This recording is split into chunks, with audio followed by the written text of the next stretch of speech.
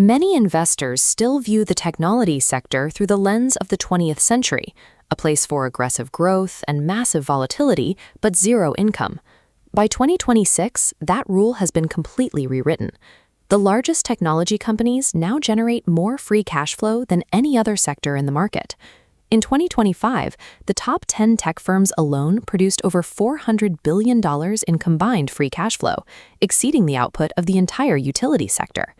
These companies are redirecting their massive cash piles. With capital costs remaining elevated, billions of dollars are flowing directly to shareholders through aggressive, inflation-beating dividend payouts and massive stock buyback programs.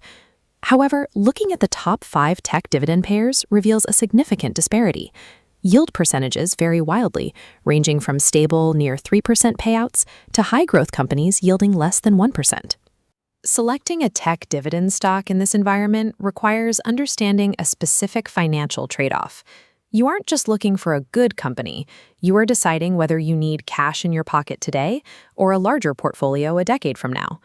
That trade-off is best understood by looking at two extremes: a high-yield legacy stock with slow growth and a low-yield AI powerhouse with accelerating payouts. This chart illustrates how these two strategies perform over a 10-year horizon using a metric called yield on cost. Line A represents a traditional high-yield stock. It starts at 4%, but with only 2% annual growth, it barely keeps pace with inflation. After 10 years, your effective yield on your initial investment has only reached 4.9%. Line B starts at a meager 1%, but grows its dividend by 12% every year. By year 10, it has reached a 3.1% yield on cost, and by year 20, the compounding effect pushes that yield to 9.6%, far out-earning the legacy alternative. The math forces a choice.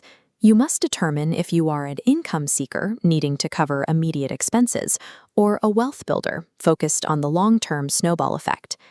To evaluate the 2026 leaders, we've ranked the top 5 tech dividend stocks by their forward dividend yield, starting with the highest current payout. Taking the number 1 spot is IBM. It offers the highest absolute yield on our list at 2.32%, supported by 19 consecutive years of payout growth.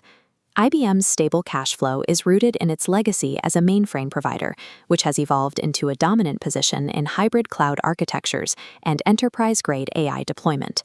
The risk here is structural growth drag.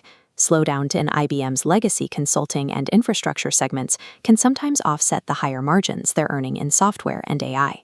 At rank number 2, Cisco Systems offers a 1.85% yield. While slightly lower than IBM, Cisco provides a more defensive valuation. Trading at a trailing price-to-earnings ratio of 19.2, Cisco is the most fundamentally conservative stock on this list.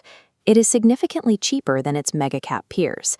However, investors must weigh the transition friction as Cisco attempts to shift its massive hardware customer base into a recurring software-as-a-service subscription model. Ranks 1 and 2 provide the highest immediate income, but they require investors to accept slower capital appreciation and the risks that are associated with mature business pivots. Rank number 3 is Oracle, which represents the baseline middle ground for the tech dividend sector. Driven by massive demand for AI training capacity, Oracle clears the 1% yield threshold at 1.09% without reaching the extreme valuation multiples of the largest titans.